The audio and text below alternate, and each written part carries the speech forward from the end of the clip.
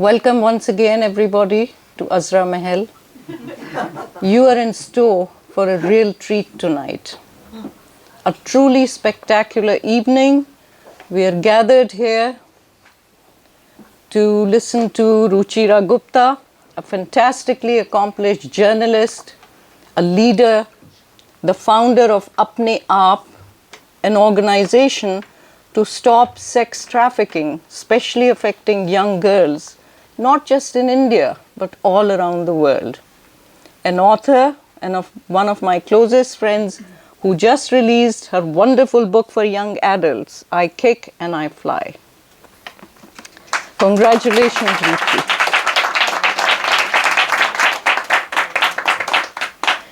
We will hear from you momentarily, but first let me acknowledge the presence of all the incredible women, men, and young adults and children in this room tonight who have gathered here to celebrate you and along with you to celebrate and help promote the cause of individual empowerment, especially for girls, and the many paths that you have championed for all of your professional adult life. Ruchi, I am proud to be called your friend.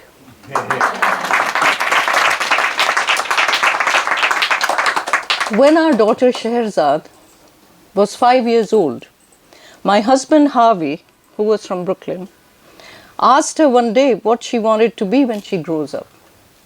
Without missing a beat, she responded, "Well, I don't want to be like you, Dad.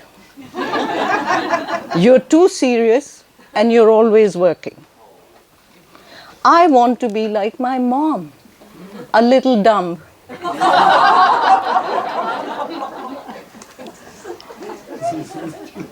When she was a bit older, I asked her why she said this.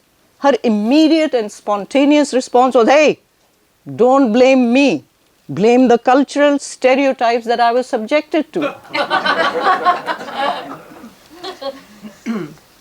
I recount this episode because it explains graphically what the real co-host of this evening, Ms. Gloria Steinem, has been telling us for half a century. And I quote Gloria, "The first problem for all of us, men and women, is not to learn, but to unlearn." Well, I am happy to report to you, Gloria, that we started little Scheherazade on the process of unlearning at a very young age. And you were always a larger than life presence in this process. So let me start by formally thanking Ms. Steinem on behalf of every individual in this room and thousands of men and women outside who have been the beneficiaries of your largesse.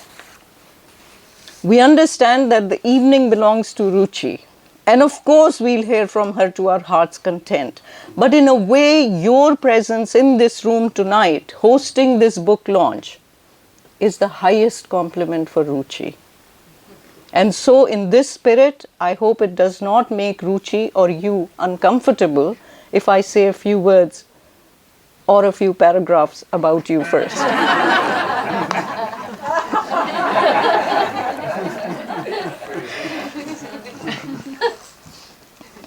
Friends, Ms. Gloria Steinem, who has been fighting for women's equality for more than half a century, was born in Toledo, Ohio. At 22, after graduating from Smith College, she broke off a marriage engagement and traveled to India. In India, she learnt about organized resistance techniques developed decades earlier by Mahatma Gandhi. When she was 29, working as a journalist in New York, she went undercover as a Playboy bunny and wrote a notorious expose for Show magazine about the sexual harassment women faced at the job. On the one hand, it was a fine piece of investigative journalism, but on the other, Gloria then spent years being identified as an ex-bunny.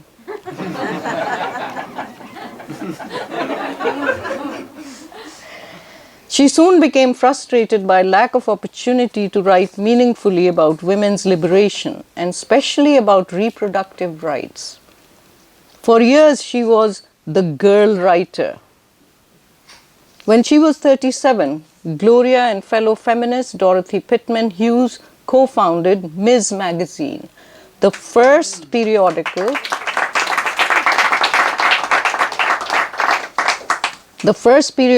created, owned, and operated entirely by women. And in the very first issue, it featured a letter by Gloria and 52 other prominent women writers, athletes, artists, declaring that they had had abortions. This was a full year before Roe versus Wade. This was a full year before the Supreme Court established abortion rights. The issue of the magazine sold over 300,000 copies in the first week. Following the success of Ms. Magazine, Gloria traveled almost constantly for the next 2 decades as a public speaker and as an organizer. During this journey, I met you for the very first time when you came to Cincinnati back in 1989. And I took my whole lab, men and women, postdocs and MDs, some 14 of them, to hear you in person. And one of the first lessons I learned from you is that communicating through the written word is just not enough. You need all 5 senses to be present in order to actually feel empathy through the release of oxytocin. And following your lead, I too began to travel around the country. So much so that my brother, Steinem, used to say that I only go home to pick up a change of clothing. I was carrying my message of early cancer detection and cure of cancer through prevention. Instead of trying to chase down the last cancer cell, my quest has been to find the first cancer cell and prevent this cell from becoming the end stage monstrosity that we find so hard to control. As you can see, I have not exactly succeeded like you. But every single day, I start fresh on the quest of finding an answer for cancer by keeping your lessons in mind that empower me. I share patient journeys with doctors, their families. Other patients speak up and exchange personal stories, and there is no substitute to this uniquely human experience. So, this time around, I want to thank you personally for being such a phenomenal guide for me. Thank you.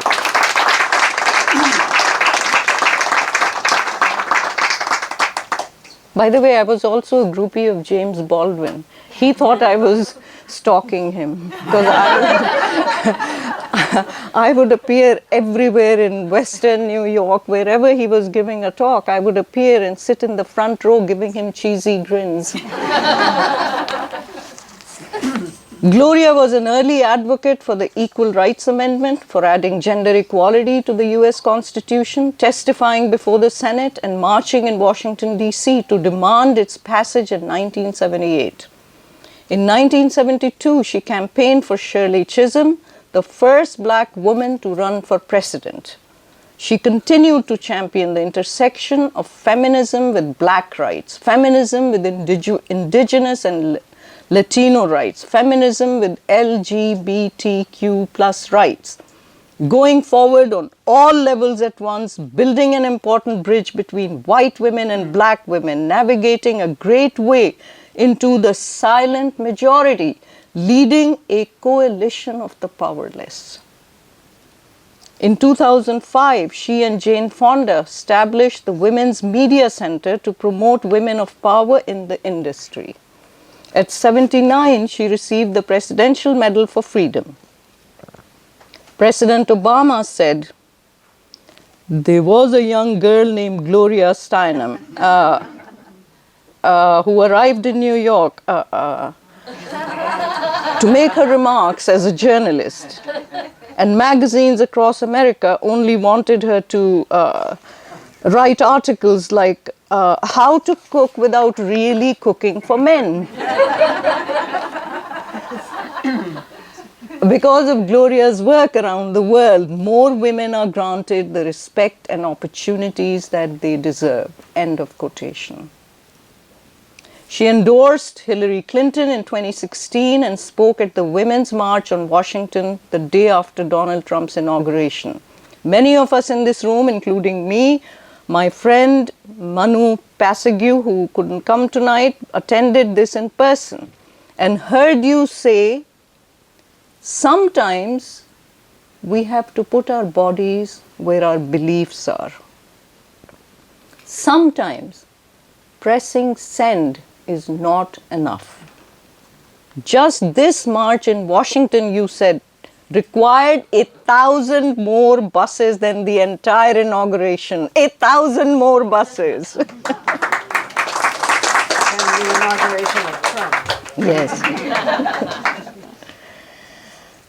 Today, Gloria continues to tirelessly advocate for marriage equality, for the #MeToo movement, for the protection of abortion rights. It is thanks to Gloria that anti-abortion bills failed in GOP-controlled Nebraska last week. And in South Carolina, the Republican state senator, Katrina Shealy, who voted against the bill, said on Wednesday on the Senate floor that once a woman became pregnant for any reason, she would now become property of the state of South Carolina if the Human Life Protection Act were to come into law. She could no longer make decisions on her own or at the advice of her well-trained doctor. Every female, regardless of her age, would suddenly become subject to the power of a code book regarding her health. End of quotation. These rejections come directly because of the inspiration derived from your words, your actions, your leadership, your teachings. We thank you for showing us the way, seeding activism, especially giving encouragement to young women, including those in my family, Scheherazade, Aliyah, Akbi, Anjuli, Melissa, Sarah. Thank you so much, Gloria. Let me end by reminding everyone of a few iconic quotations from Gloria. For example, women are all becoming men we wanted to marry. And here she was speaking about, a universal loss of memory that most of us who reach a certain age begin to experience, and if not loss of memory, at least a delay in recall of something.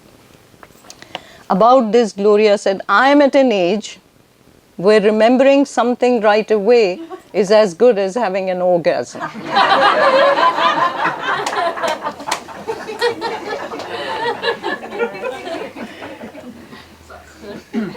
Once when you were asked why you're not married, your response was, I can't mate in captivity. But then you said it's unfair to married couples. I love this one, which I believe an Irish taxi driver woman said to you. You were having a heated conversation with someone in a cab, and then the taxi driver, who's this Irish female, turned back and said, if men got pregnant, abortion would be a sacrament. Somebody asked Gloria, do you believe in God? And she said, no, I believe in humans. There is a godliness in each person, the incredible miracle of possibilities, the mystery, the excitement, the potential.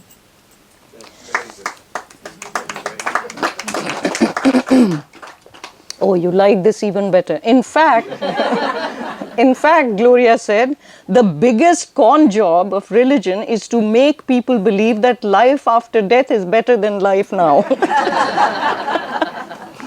And this is my favorite line, how Gloria ended it, is even corporations with all their reward systems don't try to make the rewards posthumous.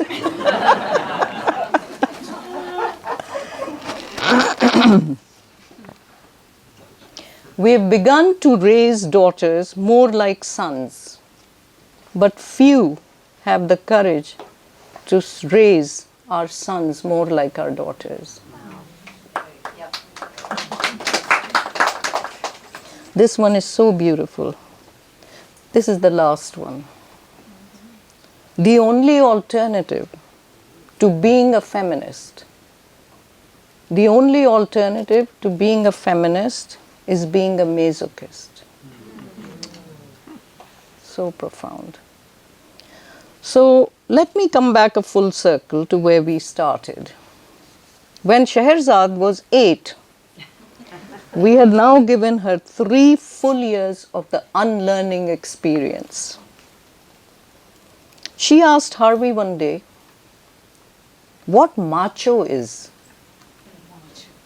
He replied, well, it's a person who's in charge, makes decisions, gives orders, and everyone around obeys those orders. Scheherazade was thrilled to hear this and said, wow, when I grow up, I want to be a macho. Just like my mom.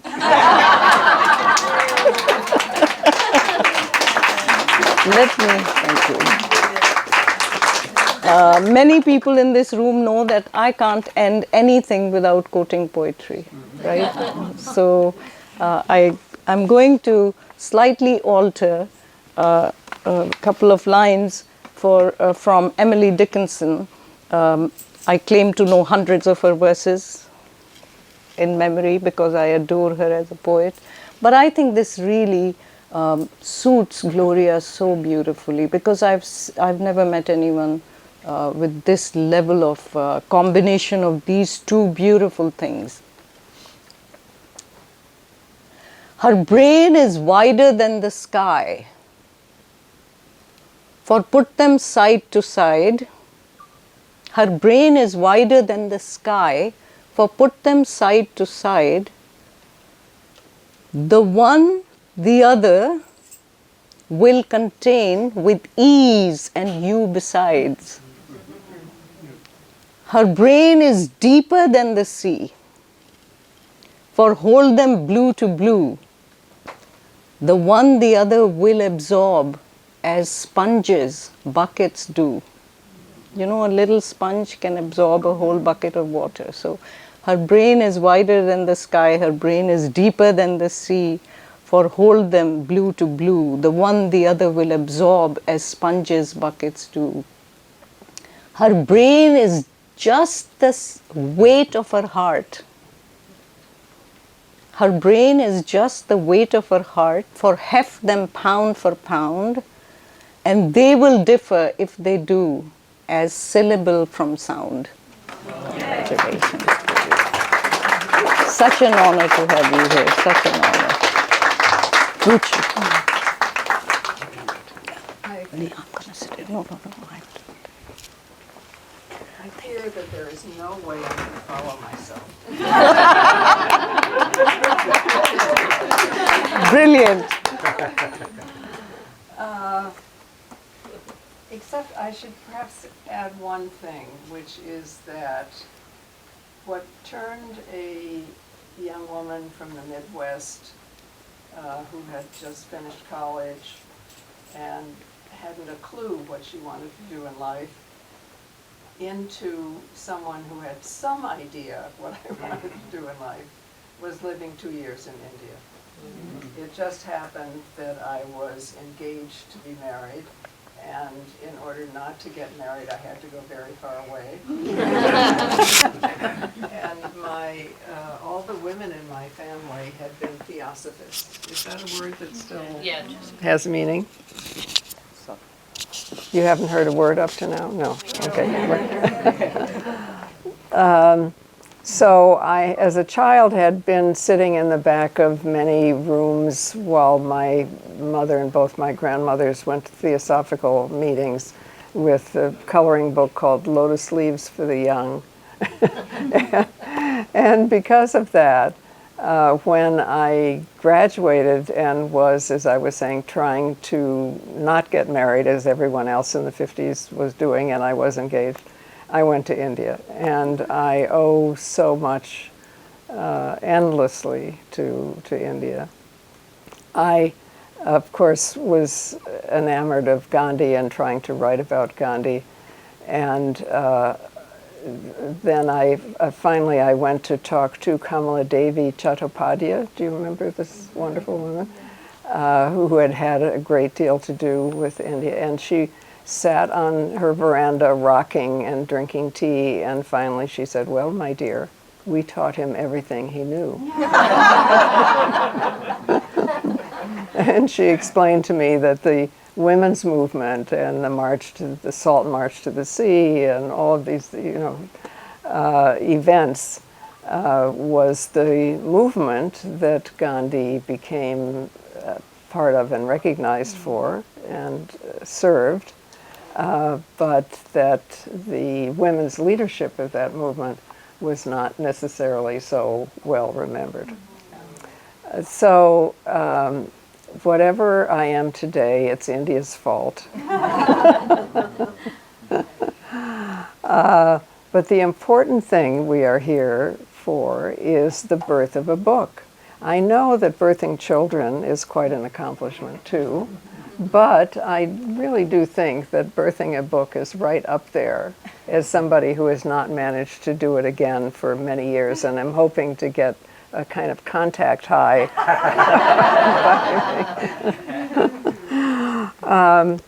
But this story, I don't know how many of you have already had the chance to read this, but this story about a 14-year-old girl from a nomadic tribe who escapes the sex trade and discovers the strength of women and collective action is truly a book that can transform the reader and readers and more readers and ultimately change the world. So I want you to meet its author, my friend, my model in writing, my hope that I will eventually write as much as she has, right? As a journalist, as a novelist, everything that she has done. And so I really want you to hear from Ruchira Gupta.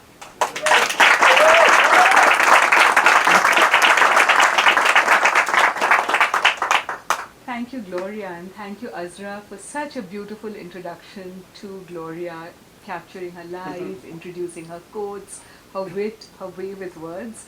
So when Gloria says that I write more than her, it's impossible. But the one thing that Gloria did for me to get me to write this book was she believed that I could write.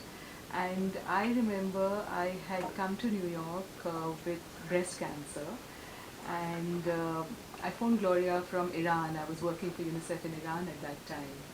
And I said, Gloria, I think I've got diagnosed with cancer. Can you set up a meeting? And she set it up with Larry Norton at Sloan Kettering, and there was a concierge waiting on the sidewalk when I came down from the airport. I gave him the records, and Gloria was at home, her home. She opened the door and said, welcome home. And when I walked in, she said, while you're getting treated, we could write a book together. And I said, Gloria, I'm not that kind of a writer. And she said, of course you can. And, I would keep notes, and that sort of inspired me. And my brain was not functioning properly in the middle of the chemo and all of that. So I would write something, and I think Gloria edited it. And it was just such a process, but it just built my confidence to begin writing again after so many years. I never thought I would turn to fiction at all. But I began writing this book, I Kick and I Fly, as a novel when it was born out of my activism against sex trafficking, running the NGO that I started called Apne Aap, when a girl in my NGO won a gold medal in karate. And my heart was kind of full when she was talking about the gold medal and the community was celebrating, and I could see that this was about to trigger change. And I thought, I've got to write about it. So I was on a flight, I began to write the story there. And when the flight landed, I didn't complete the story, I stopped and I began to do the work.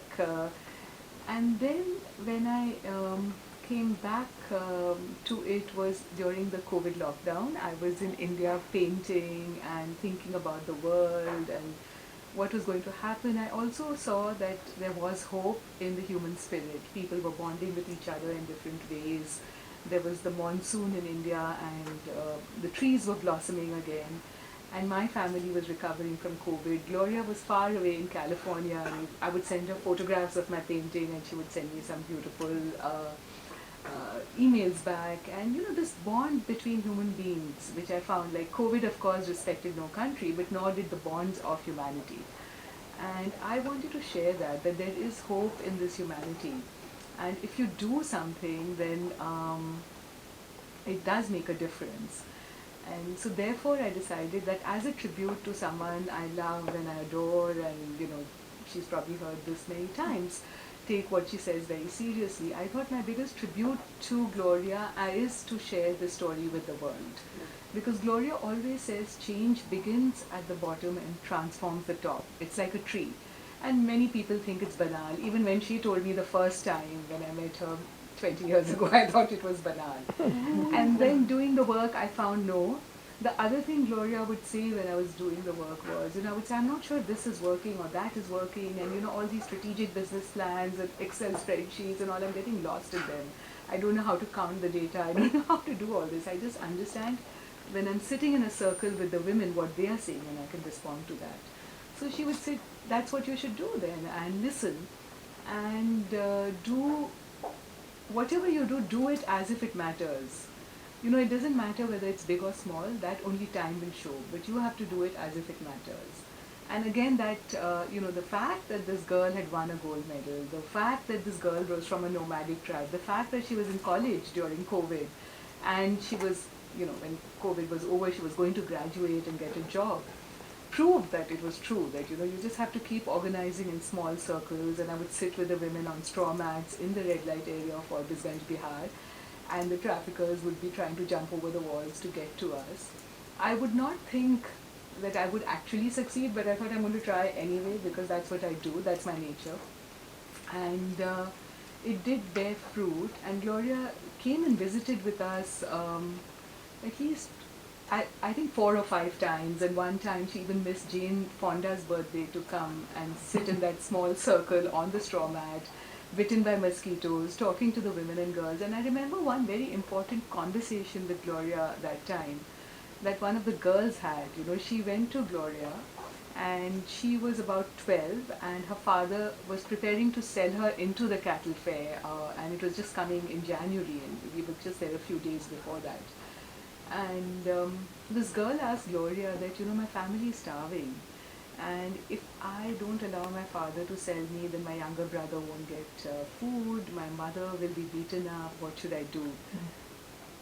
And do you want to say what you told the girl? Well, I mean, the gist of it was, no one owns you, no one can sell you, not your father, not anyone. Right? And that girl believed Gloria, because Gloria was talking to her in her place, in the place where she was safe and comfortable and at her level. Simple, easy words. The girl held on to it, said no to her father, and just like the character in my novel, Hira, who said no to her father, resisted the fact that she would be sold into prostitution when the cattle fair came to town. She somehow found allies, the women's rights movement sort of got into her life in some fashion, and she won a gold medal, fought her way back to school. And that girl today also is now a college graduate, and she has a job in a call center in Delhi. And there are others like her who, through this NGO that I've been running, Apne Aap, who have become doctors, lawyers, teachers, chefs, and I didn't even know it would happen, because you lose as many back to the traffickers as you win, and you forget, because you're so busy doing the fight with the traffickers that you forget what you've done. So this is why this book is important. I wrote this book because it's based on hope, but not only is it based on hope, it's based on truth. It's based on really succeeding, and really a girl from a dirt poor nomadic tribe in a red light district in the poorest part of India, winning not just a gold medal but finishing school and college, and a red light area itself, and there's Jessica in the room and some others who've been to that red light area. That red light area itself, which had 72 brothels when we began work, turning into a non-red light area. Now there are only 2 brothels, and those brothels don't have back rooms of trafficked girls which are being sold to men, but they have back rooms which are empty, and the 2 older women who are aging out are living there and not trafficking anyone or bringing them in. So how did that happen? The women organizing, the girls going to school, the traffickers being put in jail.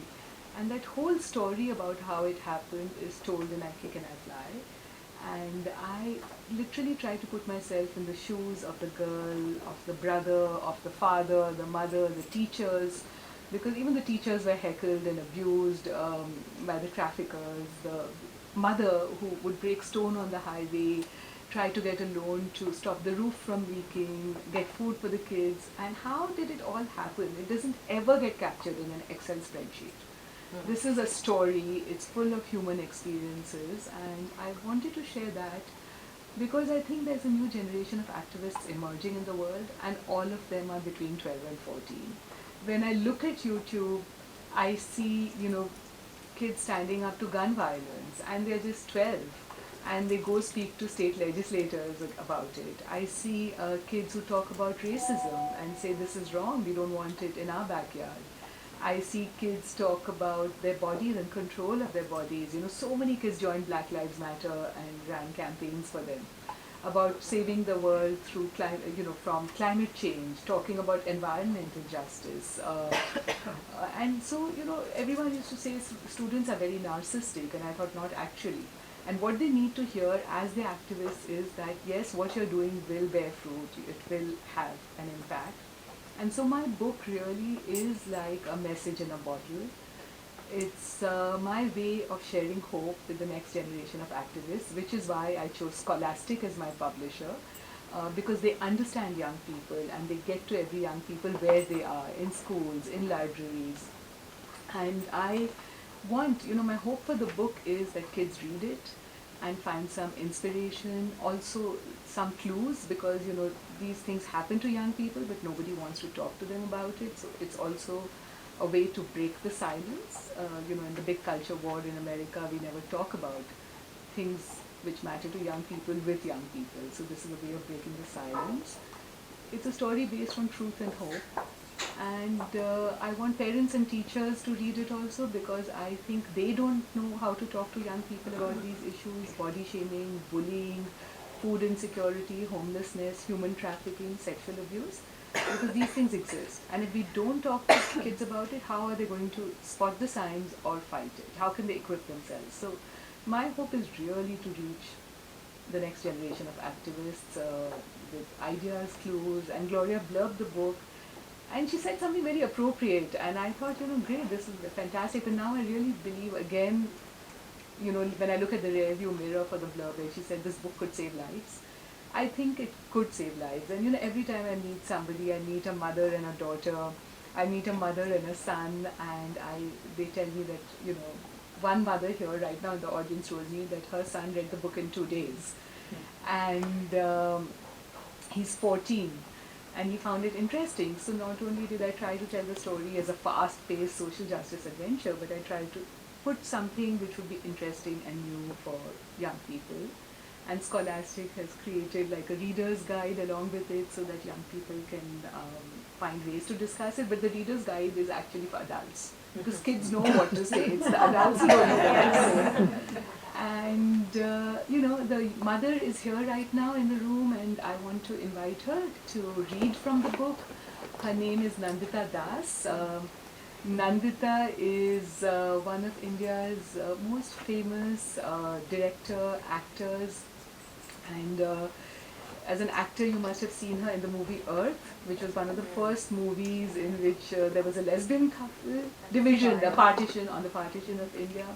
A fire was on that, and Nandita has made a wonderful Netflix series which any of you can watch on Manto, the writer who wrote about the partition of India and the trauma and the pain that it caused.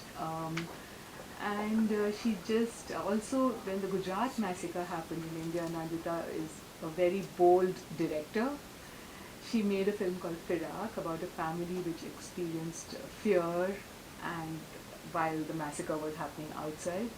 And right now she's touring America because she's made a movie called Zwigato about people who deliver things to us, these delivery people. And she's always tried to portray not just the underdog, but the inside world of people who have to take on massive systems. And she's done that very, very beautifully. She has an integrity which I love. Her mother is a staunch Gandhian who I've known for years, Varsha Das, and she was on many trusts for holding on to Gandhi's legacy and passing it on. And she refuses to leave Bombay, but continues to work right there in the middle of everything which is going on in Bollywood right now. A bold, courageous and creative person with a heart and a mind. Nandita.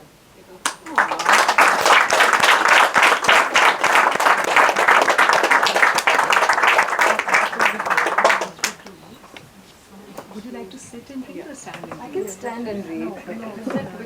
Nandita, we've met many years ago. Lovely meeting. You can sit. I can sit here. No, Nandita. It depends. Street play days, I can read Nandita, aloud. Nandita, यहाँ पे. I will.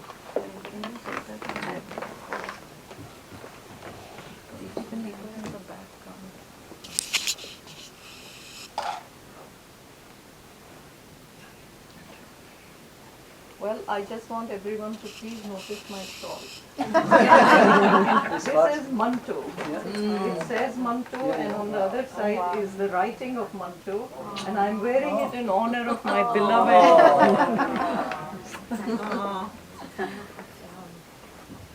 I'm really the lucky one, just so you know. One, I'm living in Azra Mahal. This is my New York home, so I'm always very fortunate to not only get the affection, warmth, wit of Azra Appa, but also meet incredible people. And you're definitely one of my heroes. No, it's true. I mean, I know many things have been said, and I just want to say ditto, ditto, ditto, just to save time. But you've opened doors for so many of us, so that we can do what we are doing. No, really, means a lot. I haven't read the book, but my son has, and he's only 12 He's 12, yeah, he's literally 12 plus, so he's 12 plus. And he's read it, and he pretty much read it at one go. And yeah, in less than 2 days, like a few hours between yesterday and today. And he chose some passages, and Azra Appa chose some, so I'm going to read. Please don't judge me by my reading, because as most mothers do, they juggle between many things. When they work and they spend time with their children, and they're so in love with their friends when they're staying, so you know, time is... Blame it on me. Totally blaming it on you. Yes. So I'm going to read 2 small passages. And my son suggested that I should read from the beginning portion so that it's not a spoiler. And I think that was a good idea, so I've kind of stuck to the early chapters. I take my mat and spread it on the floor of the mess hall. As I cross my legs to sit, I sneak a look at my toes peeping out of the torn shoes. Mine are too. Are my feet really dirty? I look more closely. They are cracked and coated with filth. I thought my brown skin hid the dirt, but doesn't really work that way, I suppose. I curl my toes into my shoes and tuck my feet under me. And then the food arrives. Whole spices, cauliflower and chunks of potatoes almost melt into the roasted moong dal that has been boiled with rice and arhar dal. These are different names of dals, lentils. The khichdi is a mix of rice and dal. It's a staple diet for many. The khichdi glistens with a spoonful of ghee topping it. Clarified butter, ghee topping it. I can think of nothing else as I swallow great, big, hungry mouthfuls. We're almost done eating by the time they bring around the boiled eggs. One perfect, gleaming oval hits my steel plate and rolls around. Eggs are only served twice a week, and they have always been my favorite food. I can practically taste the egg's rich, heavy, buttery flavor. I keep my eye on it as I finish the rest of my food. I know it won't disappear, but I don't dare to look away. The kids around me don't seem to notice when I slip the egg into my bag. What if I were to leave now and bring Mai the egg for lunch? My full stomach is a heavy burden to bear. But as I quietly file out, Manish suddenly appears at my elbow with two other boys who I don't know as well. "Oh, hello, Hira," Manish says with a smirk. "What's in the bag?" I hold on my big bag tightly. "What do you do when you aren't at school?" asks one of the boys with him before I can respond. "I bet I know what she does when she isn't here," says another boy. He walks forward and stands beside Manish. They don't live far from our land, lined with small brothel rooms behind the huts. They know. "Why does she come to school anyway? We know what she'll end up doing. You don't need to read and write to do that," the first boy says, as if I'm not even there. "Hey, like that cousin of hers, Meera. But she spent all day reading," taunts the other boy. Their laughter echoes through my brain. My cheeks are on fire and my heart begins to race. Shame creeps onto my skin, heating my face from the inside. And then Manish grabs my bag, and I know immediately what he's going to do. I try to snatch it back, but he's already reached inside. His smile is an awful thing across his face. "Hira laid an egg, Hira laid an egg," he sings as he pulls out the egg and holds it above his head. I run after him as he strides down the corridor. It's as though I'm back in front of my family's tiny hut just a few days ago, chasing down the pig that stole my little sister Chotu's only good shirt. That didn't end well, and neither will this. I don't even know my next move. I act on impulse and kick Manish hard in his butt. And as he tumbles to the floor, I reach out and yank the egg out of his hand. Miraculously, it is intact. I put it into my pocket, and before he can get up, I let my fist fly, hitting him straight in the face. I watch, as though in slow motion. Blood flies out of his mouth. I lean down and pick up a tooth off the ground, and he looks at me with horror as he reaches up to his face. The shouts around me grow louder, crying for punishment. The crowd wants retribution for Manish and his broken tooth. I return the tooth, but keep the egg.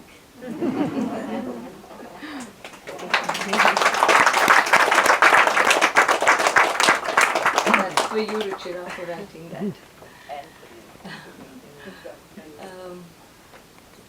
Meera Di comes and hugs me. It's from the middle, so you'll get a sense. I just hope we can tickle enough so that you can all read it. Meera Di comes and hugs me. She strokes my head. "I know you feel frustrated, but you have a choice. What else can you do?" I steer the conversation away from destiny. In my heart, I know that I don't believe the superstitions. All the women in our lane believe in the eternal, inescapable fate of our nomadic Nat tribe because they can't imagine anything beyond it. There was no defiant mother or cousin or sister to fight for them. I decide to spell out my other fear. What if I don't understand anything? There, I've said it. I don't want to be the stupidest kid in the class anymore, especially knowing what the boys will do to me.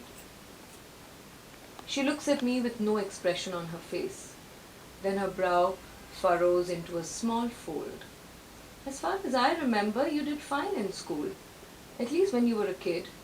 you used to get the highest scores for reading aloud, both in Hindi and English. You used to be so fond of books. I could not tear you away from the school library. She smiles at the memory. I smile back.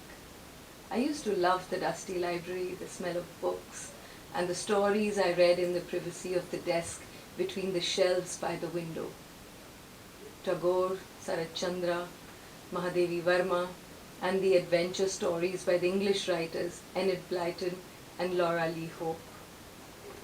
Words have always come easily to me. Then came the hunger, the bullying, the chores at home, my first menstruation.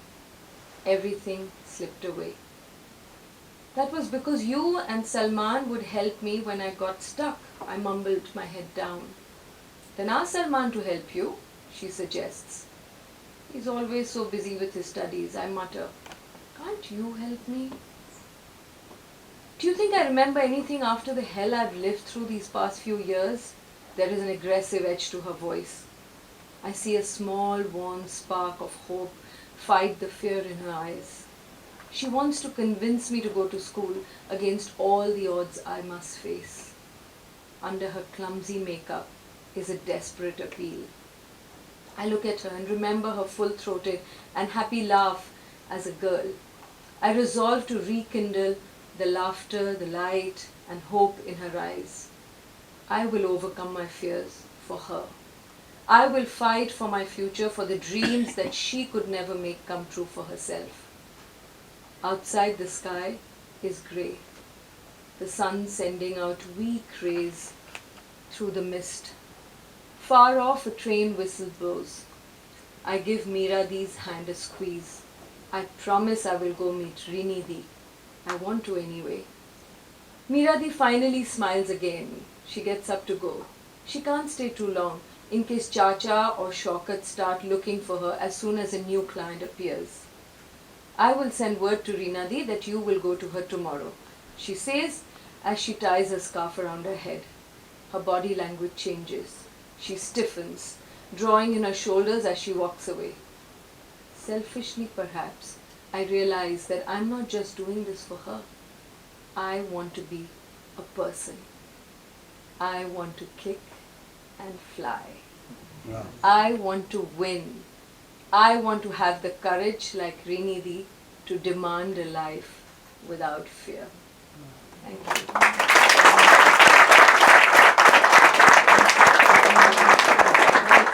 To read, and I'm really happy that you're doing it for young adults and young children, because this is the age when they have these complex questions, they hear bits and pieces, they're privy to adult conversations as well, and they're trying to make sense of the world. So as a mother, as someone who's been interested in education, interested in what's happening in the world, feel helpless, feel hopeful, all at the same time. So thank you for this. Thank you.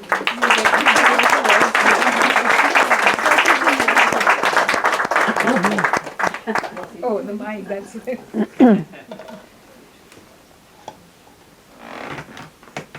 I don't have anything to say because Nandita has said it all. She's brought the book to life. She's brought Hira to life. The name of my character is Hira, which means diamond, and she's a diamond in the dust who polishes herself to become beautiful and sparkly. And thank you, Nandita. It was beautiful. So now, if anyone has questions, we'll take a few. Or answers, we could use answers. Nandita, why don't you come here? Because people may have questions for you also. As a mother. No. It's your night. And It's your book. I'm very happy to be It's here. your book. I have to feel that. It was slowly still not sinking in. You know, I kept wanting to make changes in the book when I was editing, so I would send notes to Gloria that I've written this, should I change it? And my editor at Scholastic was kind enough to let me do that. But then Gloria said, you've got to stop, you know, because writers suffer from the syndrome that you even will want to go into the bookstore and get the book out and read it one at a time. And Gail is here, she attests to that, right? The book is never finished, it's only due. That Gloria will connect with. So Ruchi, my daughter has a question. So what motivated you to write it? to write the book? I wanted to share a story of hope and truth with people your age actually, and I had a true story, so I thought, okay, let me write it. Ruchira, I have a comment and a question. The comment I have is Mao Zedong, the Chinese leader, many years ago said something profound. If you want to talk about women's liberation, give them economic independence and then talk about it. It was very profound. They're subservient because they're economically dependent on men, and that's been a problem. My question is, from both of you, with all the fight of the last 50 years, the world seems to be going the other way. We are losing ground.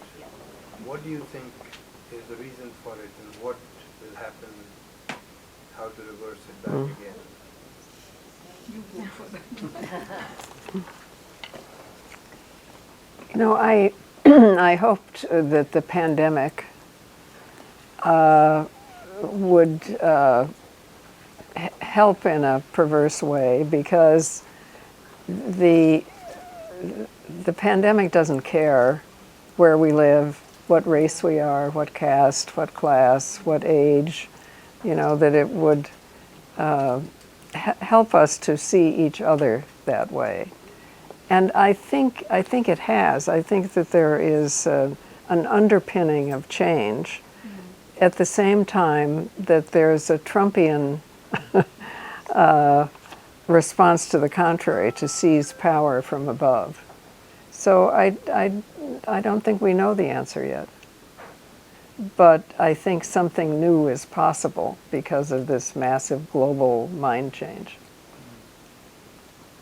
Because the 70 years we were going in the right direction since Second World War, and socially and every which way we made progress. And suddenly, the world over, it's not just here, it's everywhere. Yes, and the internet has certainly made a huge, huge change too, because obviously it gives people a way to voice their desire for change without actually making change. And also it divides the world. I mean, how many people are there in the world that don't even have electricity, much less the internet? That's worrisome. Well, I think it's also a little known fact, maybe we see it, that the world has gone from 2007, I believe it was 15% ruled by autocrats, to today about 37%. So when you think about that, what autocrats are most afraid of is women's movements, because they raise a voice and they gather, collective that doesn't really help them get their way. People, I think, in back couldn't hear. Do you want to say? Right. Sorry, so I'll repeat myself. What I said was, in 2007, about 15% of the world was ruled by autocrats, and today that number is about 37%. And actually, a Harvard researcher called Erica Chenoweth wrote this brilliant book about how autocrats most fear women's movements, because women's movements have the power to gather change in a collective way. And I think we're seeing the rise of these strong men around the world and what they are doing for women, to control women, just exactly what you're saying about the rights sliding backwards. Because they know that this is one way of them not being able to succeed. But I think around the world also you're seeing a rise in women's movements.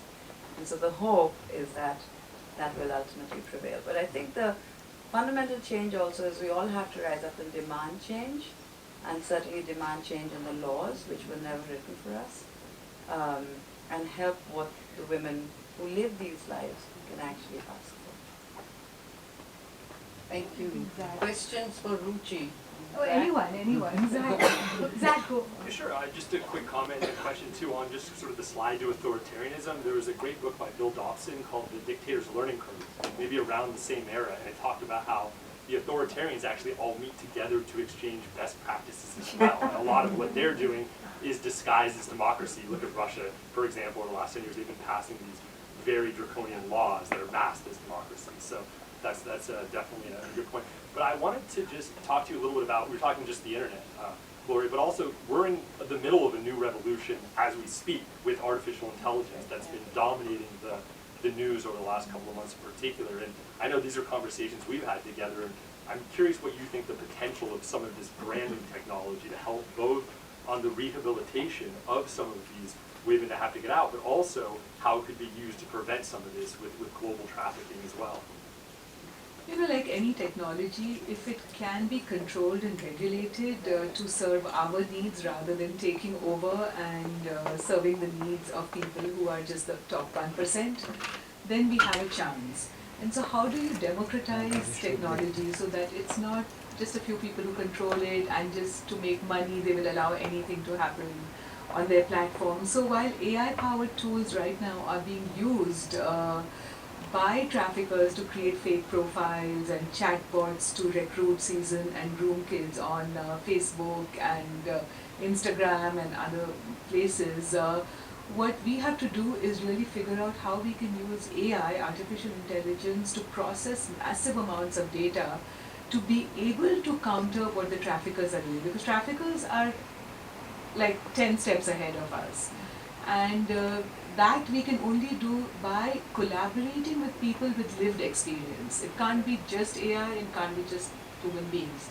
Because we can't process data at this rate. And I think there are possibilities in prevention, because we can profile, the AI can process data about what kind of keywords are traffickers using to target young people. A 12-year-old boy surfing the net to do homework uses the word suicide 3 times or uses the word lonely 5 times, and that's a trigger which the trafficker has a way to pick up on, and that boy will see a cartoon character on his computer which will tell him, want to have some fun with me, and 2 clicks later that boy is watching a woman being penetrated in every part of her body, crying and saying, give me more. So he begins to think sex is connected to violence and no means yes. Now how do we figure out what are the keywords and what are these predators looking for, and how can we stay ahead? And we have enough experts, because there are people now who are in the anti-trafficking movement who've been working for decades. So we have the information. There's a survivor-led movement out there. They of course know what they were picked up for and all of that. So we have to harness that and get ready with the tools right away. We have no time to lose actually. Can I ask? So Ruchi's struggle has been to stop sex trafficking. But there's a whole other group of people who are big critics of Ruchi, who say that she is denying the natural urge of man, and that you should legalize prostitution and get them some rights. So how do you and Gloria answer this criticism?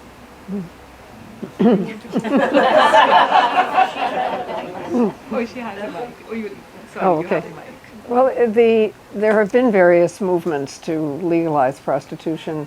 In this country, it was Las Vegas that was the beginning of such an experiment.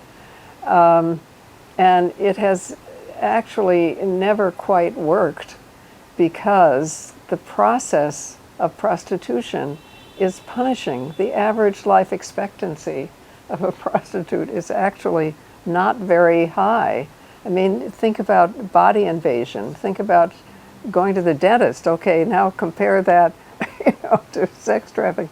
I mean, it's intrinsically, I think, very difficult, if not impossible, to make prostitution and sex trafficking anything other than a last resort.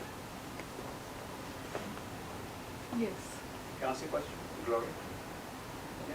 15 years ago, when Lehman Brothers failed, people said that if it were Lehman Sisters, it would not have. But my question is it really Lehman Sisters, or a better combination is Lehman Sisters and Brothers? Yeah.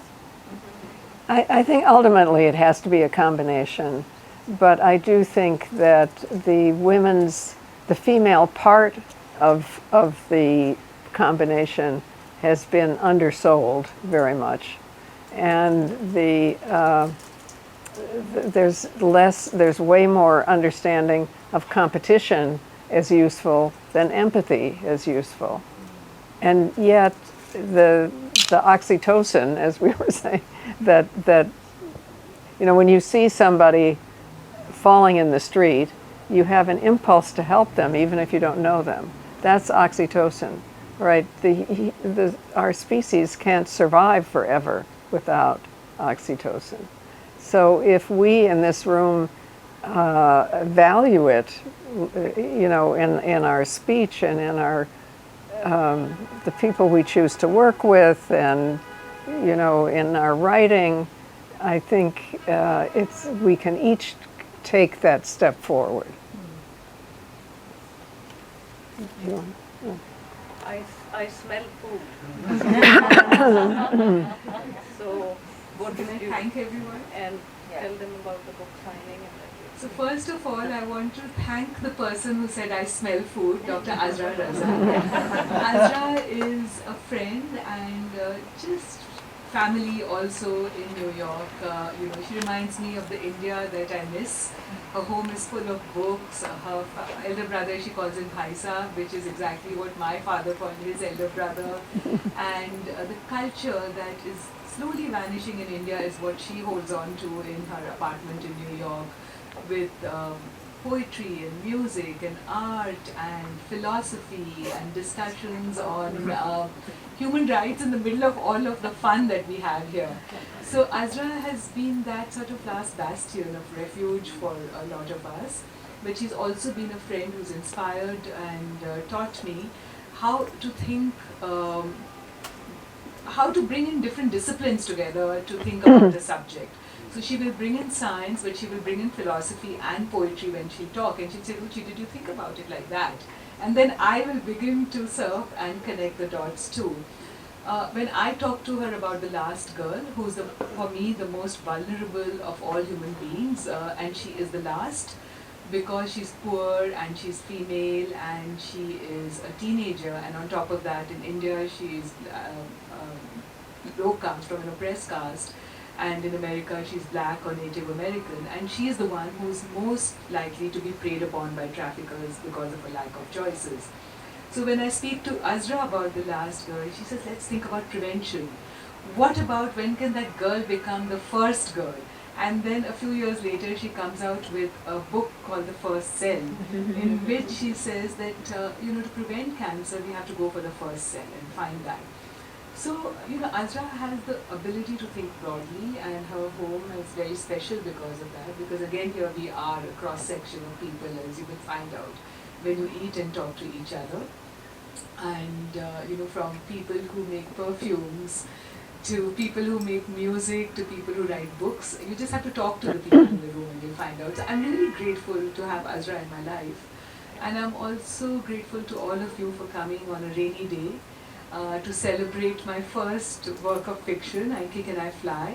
I want you to read it, I want you to share it with young people you know. I want you to talk about it as much as you can. We are in the age of social media, so every time you talk about it, it will help maybe someone find the book and read it too. And it's really my message in a bottle, that change can happen and a girl can stand up to trafficking and win. And her prostitution, if it had happened, would be based on her absence of choices, her homelessness and poverty, and it was never a choice, and it never can be. Thank you.